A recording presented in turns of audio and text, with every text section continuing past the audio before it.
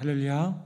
오늘 예배 가운데 함께 하신 모든 우리 성도들과 또 영상으로 함께한 모든 이들에게 하나님의 은혜와 평강이 가득하기를 간절히 축원합니다.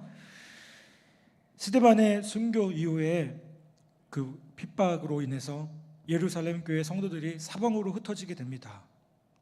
어떤 사람은 배를 타고 구부로라는 섬으로 들어갔고요. 또 어떤 사람은 육로를 따라서 북상을 해서 안디옥에 이르게 됩니다. 안디옥이라는 지역은요, 지중해 연안 북서쪽에 위치했던 이방 도시입니다. 주전 300년에는 시리아의 행정 수도였고요. 사도행전 당시에 주 1세기에는 로마와 알렉산드리아에 이어서 로마 제국에 있어서 세 번째로 큰 도시였습니다. 그런데 이 안디옥에 있어서 문제가 있었습니다. 뭐냐면 이 안디옥은 당시에 타락한 도시였습니다. 성적으로 도덕적으로 심각한 문제가 있었습니다.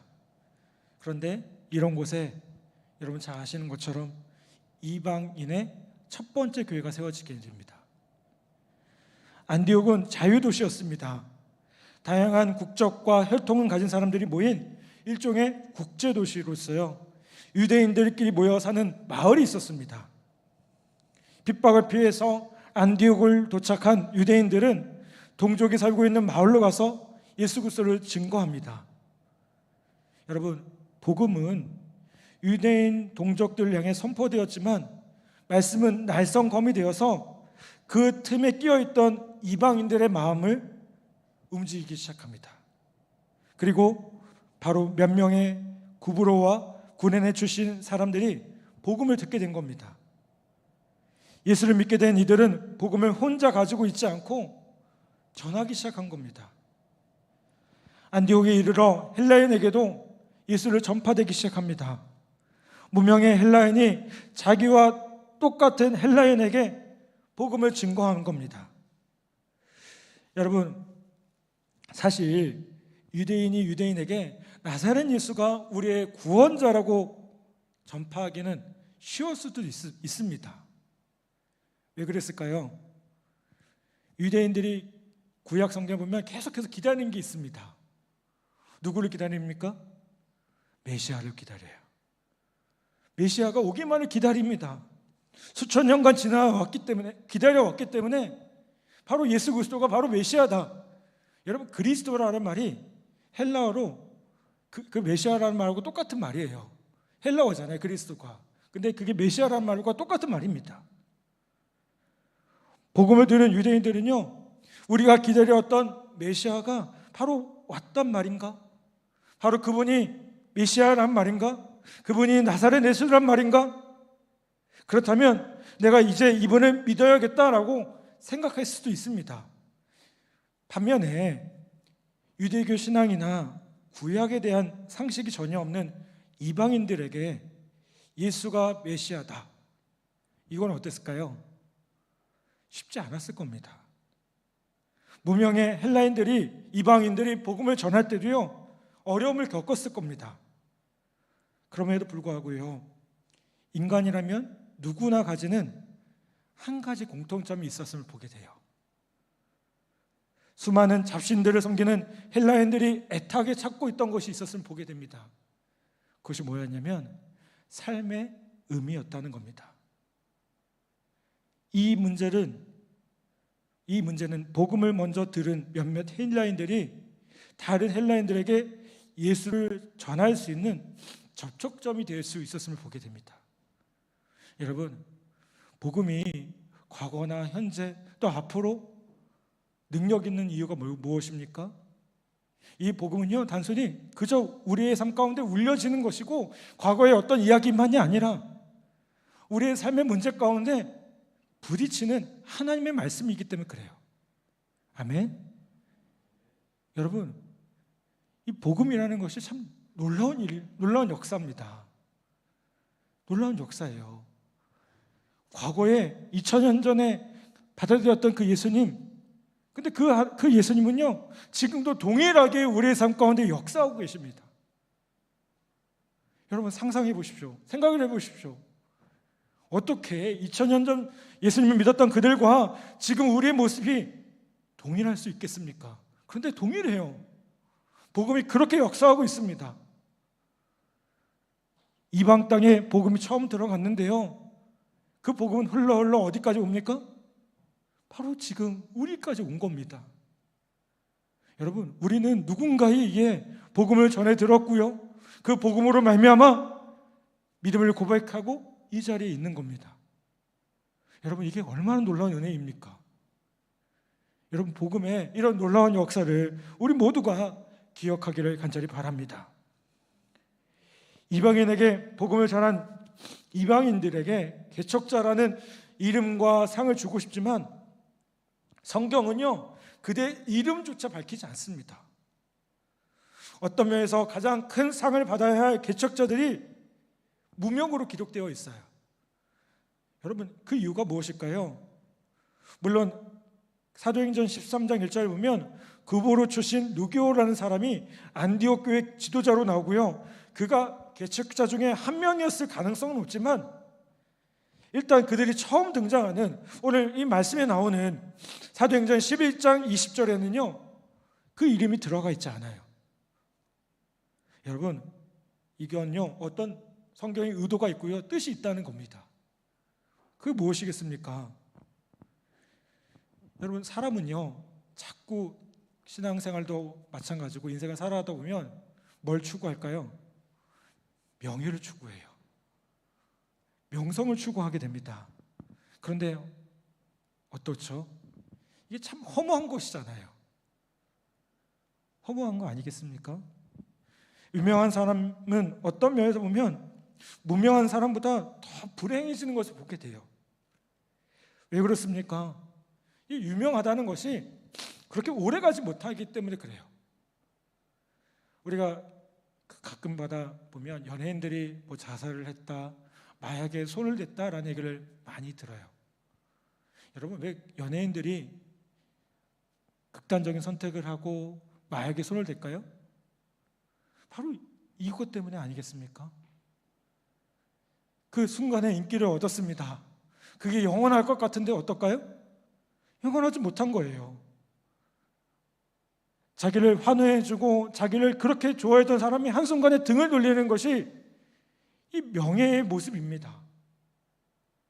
여러분, 명성에 매달릴수록, 명예에 매달릴수록 인간은요 초라해지고 불쌍해지는 것을 보게 돼요. 그래서 정상에 오른 사람일수록 뭘 느낍니까? 아, 이게 인생이라는 것이 허무한 것이구나. 아, 높은 데 가서 보니까 이게 아무것도 아닌 것처럼 느껴져요. 여러분, 성경이 그것을 가르쳐주고 있다는 겁니다. 실제 우리의 경험으로도요 충분히 알 수 있는 거 아니겠습니까? 이 세상에서 유명해지는 것, 또 이름을 알리는 것이 아주 중요하고 또 자랑스러운 일인 것 같지만 그 명성을 잘 관리하지 못하면, 혹은 그 명성에 걸맞는 인격을 갖추고 있지 않다면 금세 무너지는 것을 보게 됩니다. 여러분, 하나님은요 어지간해서는 명성이라는 것을, 인기라는 것을요 우리에게 주시지 않아요. 우리가 잘 아는 빌리 그레엄 목사님, 이분은요 명성보다 인격이 아주 훌륭하신 분입니다. 그는 전 세계 유력자들을, 지도자들을 친구로 두었고요, 수많은 정치 지도자들과 접촉하고 수많은 사람들에게 영향력을 끼친 분이셨습니다. 그런데 그런 그가 몇십 년을 한결같은 성실로 주님의 일을 감당할 수 있었던 이유가 무엇일까요? 여러분, 이 빌리 그레엄 목사님이 만일 세상 권력에 조금이라도 아부를 한다든지 자신의 명성을 의식하고 살아간다면 금방 몰락했을 겁니다. 그런데 그렇지 않았어요. 빌리 그레엄 목사님처럼 명성을 잘 감당할 수 있는 사람에게 하나님께서 어떻게 하십니까? 그것을 주세요. 그런데 여러분 잘 아시다시피 199은 그 명성을 감당할 인격이 되지 못하는 것을 보게 돼요. 이건 목회자들도 마찬가지입니다. 목회자들 가운데서도 무명으로 실패하는 경우가 많습니다. 여러분, 명성을 얻은 목회자는요 몰락하기 쉽습니다. 요즘 한국 교회에 보면 부정적인 얘기들이 참 많이 나옵니다. 그러면서 어떤 목사님, 이런 목사님, 저런 목사님 얘기들이 참 많이 나옵니다. 여러분, 우리가 근데 그런 이야기보다 더 분명하게 들어야 될 게 뭘까요? 사람이 아니라 하나님의 말씀을 들을 수 있어야 됩니다. 여러분, 성경에 보면 오히려 무명으로 잠깐 등장했다가 소리 없이 사라지는 그런 이름들이 많이 있음을 보게 돼요. 그런데 하나님은 그런 사람들의, 그들의 이름을 어떻게 하시냐면 기억하시고요, 하나님 나라에서 별과 같이 영원토록 빛나게 하신다고 분명히 약속하고 있습니다. 다니엘서 12장 3절에 보면 지혜 있는 자는 궁창의 빛과 같이 빛날 것이요 많은 사람을 옳은 대로 돌아오게 한 자는 별과 같이 영원토록 빛나리라. 아멘. 아멘. 여러분, 많은 사람을 옳은 대로 돌아오게 한 자는 어떻게 한다고요? 별과 같이 영원토록 빛나게 한다고요. 여러분, 이게 주님께서 분명히 약속하시는 겁니다. 우리가 좀 무명해질 수 있습니다. 우리가 인기가 없을 수도 있습니다. 교회에 보면 교회 오빠들 있잖아요. 기타 잘 치고 찬양도 잘하고. 근데 안타까운 건 그 교회 오빠가 교회 아저씨가 되어야 되는데 그렇지 못한 것 같아요. 여러분, 우리 여기 있는 우리 남자 집사님들 너무 귀합니다. 저는 이분들 다 예전에 교회 오빠였을 거 아니에요. 근데 여러분, 그게 교회 오빠가 뭐 교회 아저씨가 되던 그게 뭐 어떤 의미가 있겠습니까? 우리 하나님 앞에 갔을 때 하나님께서 그 한마디에만 하시면 되잖아요. 내가 너를 알아. 내가 너를 알아. 내가 너의 섬김을 알고 너의 헌신을 알고 수고한 그 모든 것들을 알아. 여러분, 그것이면 충분하지 않겠습니까? 세상에서 인생을 살아가면서 남들이 좀 못 알아주면 어떻습니까? 저도 목사이다 보니까요, 때로 그런 마음이 있어요. 성도들한테 인정받고 싶은 마음, 사람들한테 인정받고 싶은 마음, 제 안에도 그런 마음들이 있더라고요. 근데 여러분, 그게 중요하지 않다는 거 너무나도 잘 압니다. 자꾸 그런 마음이 들 때마다 어떤 생각을 하냐면, 그래, 더 주님을 바라봐야겠구나, 더 주님을 의지해야겠구나, 더 무릎 꿇고 더 하나님 앞에 서야겠구나. 여러분, 오늘 우리 안에 누가 알아주지 못해서 서운함이 있습니까? 누가 나를 잘 못 알아주는 것 같아라는 그런 마음들이 있나요? 여러분, 그게 하나님 앞에 중요하지 않음을 우리 모두가 다시 한번 결단하는 은혜가 있기를 바랍니다. 그리고 하나님이면 충분합니다. 주님이 내 이름 아시면 충분합니다. 주님이 나의 모습 아시죠? 내가 수고하고 내가 주님을 위해서 얼마나 그렇게 살아가는지 아시죠? 그것이면 충분합니다라고 함께 고백하며 더 믿음 가운데 세워지는 우리 모두 되기를 간절히 바랍니다. 교회를 개척하는 이들의 마음에는 두 가지 소원이 있다고 합니다. 첫 번째로는 그 개척하는 일에 하나님의 손이 함께 해주시기를 간절히 바라는 겁니다. 또 하나는 이 개척하는 교회가 모범적으로 성장하는 것임을 보게 됩니다. 안디옥 교회의 개척자들이 주의 손이 함께 하신 것과 또 그들의 소원대로 교회가 성장했던 것은요, 이거 기가 막힌 축복이 아닐 수 없어요. 자, 그러면 하나님께서 함께 하신다는 증거가 뭘까요? 여기 21절에 보면 뭐라고 말씀합니까? 주의 손이 그들과 함께 하심에 수많은 사람들이 믿고 주께 돌아오더라. 아멘. 자, 하나님의 주의 손이 그들과 함께 하심에 어떤 일이 일어납니까? 수많은 사람들이 믿고 주께 돌아온다는 거예요. 이게 뭘 의미합니까? 주님의 손이 함께 하니까 복음의 열매가 나타났다는 거예요. 복음의 역사들이 나타났다는 거예요. 여러분, 우리 교회가 주님이 함께 하시는 교회가 맞습니까? 저는 그렇다면 정말 주님을 믿고 돌아오는 영혼들이 더 많아져야 될 거라고 믿습니다. 여러분, 요즘 한국교회에 대해서 얘기하면서 한국교회는 자꾸 수평 성장만 한다고 얘기해요. 그러니까 이 교회에 있던 분이 저 교회로 가고, 이 교회에 있던 분이 저 교회로 가고, 그래서 전체 크리스찬의 수는 변하지 않는데 어느 교회는 부흥하고 어느 교회는 성장하지 않는 그런 모습을 보인다고 합니다. 물론 그런 면도 부흥의 하나의 모습일 수 있겠죠. 그런데 더 중요한 부흥의 모습이 뭘까요?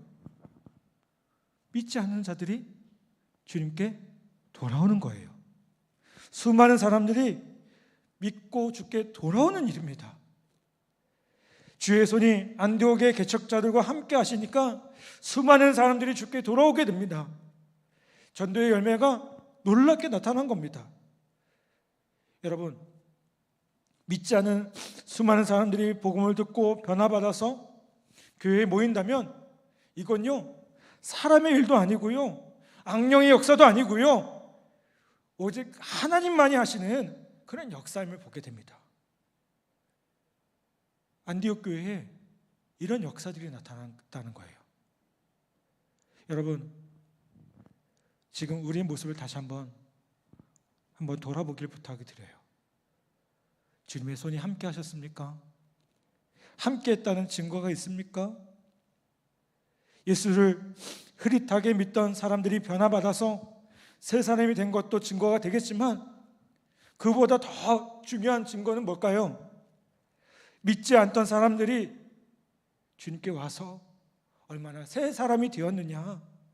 여러분, 이게 아니겠습니까? 물론 처음부터 예수 믿는다는 게 쉬운 일이 아니에요. 그런데 여러분, 그렇다고 해서 이 사명, 이거를 포기하면 안 됩니다. 왜요? 하나님이 원하시는 게 뭐예요? 믿지 않은 영혼들이 주님께 돌아오는 일이에요. 여러분, 이 초대교회 모습을 보십시오. 주의 손이 그들과 함께 하심에 수많은 사람들이 믿고 주께 돌아오더라. 여러분, 어떻습니까? 주님의 손이 우리와 함께하는 그런 놀라운 역사를 경험하고 있습니까? 그렇다면 여러분, 그 역사가 단순히 우리 안에서만 끝나는 것이 아니라 우리의 삶의 자리에서 믿지 않는 그 영혼들, 우리가 만나는 그 많은 영혼들에게 놀라운 은혜가 전해지고 삶으로 드러내서 그들이 주님께 돌아오는 놀라운 역사가 일어날 줄 분명히 믿습니다. 자, 이렇게 말하면 많은 분들이 그런 얘기해요. 목사님, 내 주변에 있는 사람들이 다 교회 다녀요. 예, 저도 그렇더라고요. 제 주변에 많은 분들이 교회 다녀요. 그런데요, 한편으로 생각해 보니까 어떠냐면 제가 근무하고 있는 사무실, 거기에 교회 안 다니는 사람이 너무나도 많이 있어요. 모르죠. 그 중에 뭐 어느 교회를 나가고 계실지 모르겠지만 많은 분들이 안 다니시는 분들이 많더라고요. 제가 예전에 이제 초임 때요, 부대에서 근무를 할 때 훈련을 나갔습니다. 혹한기 훈련을 같이 훈련을 따라 나갔어요. 목사들이 보통 훈련 잘 안 나가거든요. 왜냐면 힘드니까. 예, 특히 혹한기 훈련은 웬만하면 안 따라갑니다. 근데 저도 무슨 생각이었는지 한번 가야겠다는 생각이 들더라고요. 그래서 제 그 가방에다가, 저는 여러분 아시는지 모르겠지만 군인인데 총이 없어요. 군종 목사들은 이게 모르시는 분도 종종 있으시더라고요. 예. 제가 초임 때요 자대를 갔는데 제가 그 부대에 그 연대에 그 부대가 한동안 군종 목사가 없던 부대였어요. 그래서 제가 오랜만에 간 거였어요. 근데 갔더니 거기 중대장이 저한테 오는 거예요. 목사님 이상합니다. 목사님 새로 오시면 편제 화기가 총이 늘어야 되는데 왜 안 늘어나죠? 그러는 거예요. 그래서 저 원래 총이 없습니다. 거짓말하지 마세요. 그러는 거예요. 총이 없습니다. 실제로 제가 총을 잡아본 거는 지금으로부터 약 10여 년 전에 영천에서 삼사관학교에서 그 임관할 때 훈련 그 받을 때 그때만 딱 잡아봤어요. 그리고 한 번도 안 해봤어요. 참 좋겠죠, 그렇죠? 근데 총도 없이 이렇게 훈련장에 가면 종종 그래요. 이렇게 훈련장에 이렇게 방탄 헬멧 쓰고 그때 또 중위 때였거든요. 초임 때였으니까 이렇게 있으면 가끔 이렇게 물어봐요. 누구세요? 왜요? 총도 없이 그냥 좀 뭔가 어설퍼 보이잖아요. 제가 생각해도 그때 진짜 어설펐던 것 같아요. 어설렁 되고 있으니까. 왜냐면 제가 할 수 있는 게 뭘까요? 물론 그 상황 가운데 몰입해서 같이 훈련에 참여하면 좋겠지만 대부분의 할 수 있는 일들이 힘들어하는 사람들 만나서 얘기해주고, 제가 일부러 훈련 나갈 때 이렇게 배낭 하나에다가요 사탕하고 껌하고 비타민 C 뭐 네모나 있잖아요. 그걸 잔뜩 사갖고 갔거든요. 왜 가져갔을까요? 많은 사람마다 좀 나눠주려고, 기도해주고. 그러고 있는데 훈련이 이제 거의 끝날 때쯤에 한 분이 그러더라고요. 목사님, 사실은 저 교회 다닙니다. 근데 이분이 부사관이었는데 전혀 우리 교회를 나온 분이 아니었어요. 그래서 깜짝 놀라서 아니 어떻게 된 거예요? 뭐 언제 교회 다니셨어요? 알고 보니까 어렸을 때부터 신앙생활을 잘해온 거예요. 그런데 군대 와서 신앙생활을 못한 거죠. 바쁘다는 이유로. 그러면서 한마디 더 하시더라고요. 목사님, 제가 사실은 담배도 피고 술도 하고 군생활 하다 보니까 이것저것 막 하는데 그래도 교회 나가도 될까요? 여러분 제가 뭐라고 했을까요? 오세요. 얼마든지 오세요. 그거 문제되지 않습니다. 주님께서 우리 형제님의 마음을 분명히 바꿔주실 겁니다. 그리고 그 마음을 귀하게 받아주실 것입니다. 제가 그 형제를 잊지 못합니다. 그리고 그 자리에 손을 잡고 함께 기도하고, 제가 그 훈련 왜 나갔을까 생각해 보니까 그 형제 때문에 나간 것 같아요. 주님께서 그렇게 만나게 하시려고. 남의 일이라고 아멘도 안 해요. 그렇죠? 여러분, 우리가 그렇게 우리 삶의 자리에서 우리 삶의 모습으로 주님을 드러내고 증거하며 나아간다면 우리를 통해서 많은 영혼들이 주님을 만나고 주님께 돌아오는 놀라운 역사가 있을 줄 분명히 믿습니다. 여러분, 주의 손이 함께 하셨습니다. 근데 그때 그 결과가 무엇이었어요? 수많은 사람들이 믿고 주께 돌아왔습니다. 많은 사람이 아니어도 좋습니다. 단 한 사람이면 됩니다. 나 때문에 단 한 사람이 돌아온다면, 나 때문에 단 한 사람이 주님께 돌아와서 주님을 온전히 예배하고 주님께 영광 돌리는 그 복음 앞에 설 수 있는 믿음의 사람으로 설 수 있다면 이것보다 가치 있는 일이 어디 있겠습니까? 여러분, 우리 그것을 위해서 함께 기도하고 함께 섬기는 우리 모두 되기를 간절히 바랍니다. 우리 교회가 대한민국과 국군복음화라는 큰 비전이 있습니다. 그런데 그 비전의 시작은 무엇입니까? 바로 내가 만나는 그 한 사람입니다. 내가 만나는 그 한 사람, 내가 사무실에서 만나는 그 한 사람, 우리 가정에서 만나는 한 사람, 우리 이웃들과 만나는 한 사람, 그 한 사람이 믿고 주께 돌아온다면 그 영향력이 말할 수 없는 영향력으로 나타나게 될 줄 분명 믿습니다. 아멘. 우리 그것을 소망하며 함께 기도하며 나아가는 우리 모두 되기를 간절히 바랍니다.